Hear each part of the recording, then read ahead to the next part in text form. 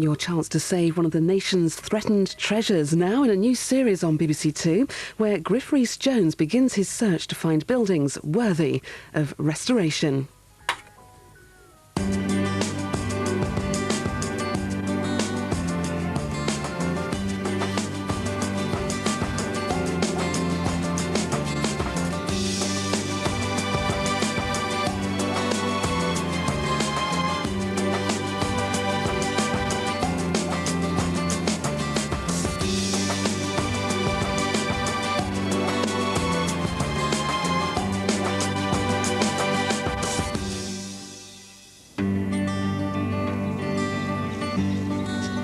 Well, here we go. Welcome to the second series of restoration, and we've got 21 brand new buildings for you to look at.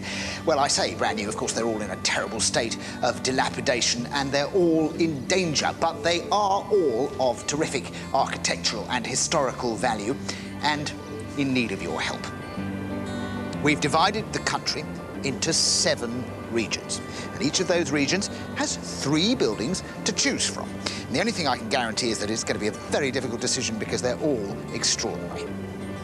Now, the way you can make a difference is by voting for your favourite building, and you can vote as often as you can, and do, because every time you vote, you add some money to the Restoration Prize Fund, which will be used to restore the winning building of the series. So, which one will you choose? Will it be the enchanting Newbridge Miners' Institute? The dazzling interiors of Strawberry Hill? Perhaps you'd like to see Armagh Jail brought back to life. Well, the choice is yours. Their fate is in your hands.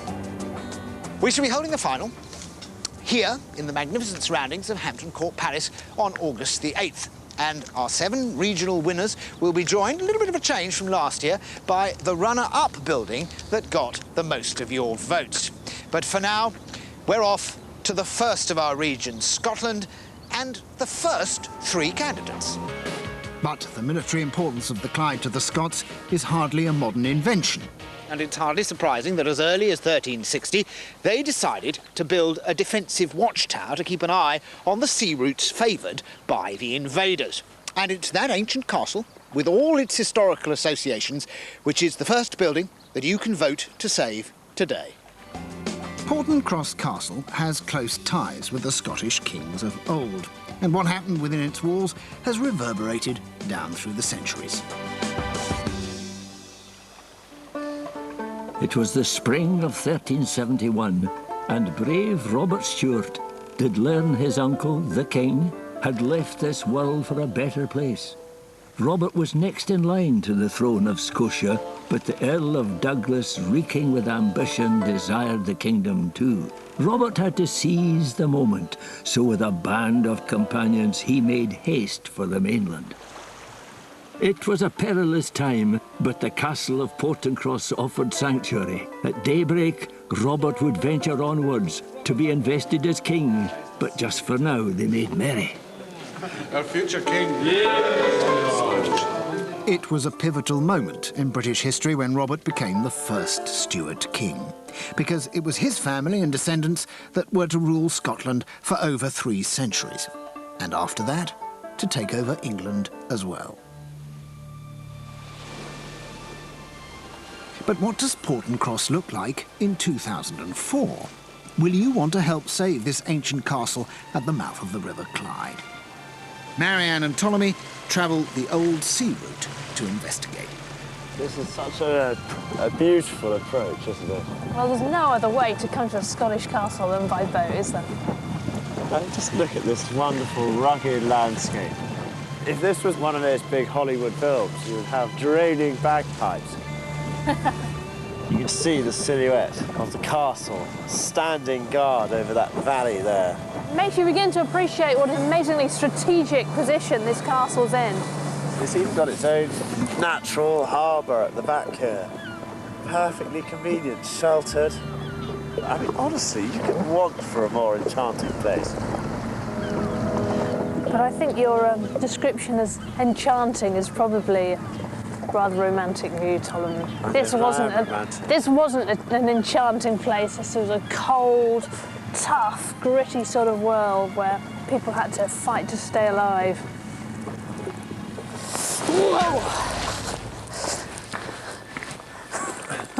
Is this our disembarking point? Hope you've got long legs, Ptolemy. I've got the wrong shoes on for this.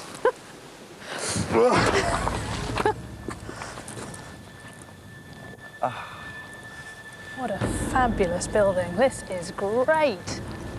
You notice straight away it hasn't got any windows at the lower level, so you know it's a defensive structure. Because of course windows are a weak point of entry, so this must be a completely enclosed lower floor.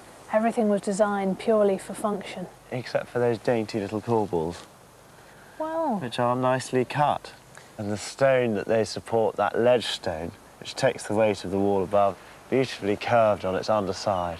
It's the only architectural feature here, apart from the sheer mass of the building. And look at that, for a lump of stone. It's absolutely colossal. So you have the long side there, then the long side, alternating all the way as you go up to form these enormous great quoins, these strong corners, because the corners were the most vulnerable part of the structure. The original stonework would have been completely covered with a protective mortar and a white lime wash. But with the loss of this coating, the waves and the weather have taken their toll on the stone walls, especially on the north side. It is quite astonishing, the contrast between the south side, which looks in pretty good condition, and this side, which is really badly eroded. And the entrance is there. Ah, You're going to get up that, I don't know that I am, actually. Juicy, slippy I think rock. this was a mistake. See, this is illustration of how it naturally repels unwelcome visitors.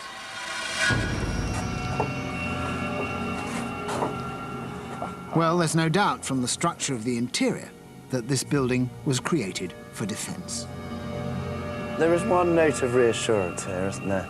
That all the erosion that's happening outside has got to erode this depth of wall. About 2 metres wide, isn't it, that wall? I mean, isn't your height from your end of your finger to your end of your finger? Isn't that your height? I don't know. That's what it was. In which case, that's 6 foot. The ground floor is fairly basic, but it's up on the first floor that the history of the castle really ignites.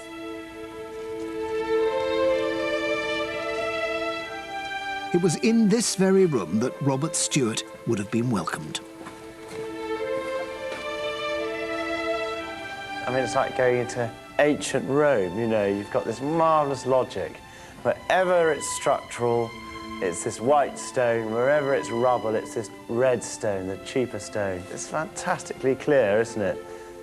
All the way around, there's another window here, again, white stone all the way around. Look at that seat. How agreeable. Look at that. How about that? A window seat in which to contemplate the sea. I'd imagine that's almost exactly the same view that they would have seen 600 years ago. Then, Robert Stewart, now King of Scotland, was doing his best to hold together his fragile kingdom. Essential to his power were royal charters, the laws of the time. One of the many charters signed at Portencross Castle demonstrated his cunning. Robert married off his daughter to a Gallic lord. He happened to own most of the Western Isles, thus ensuring that all of this land would stay within the Stewart family.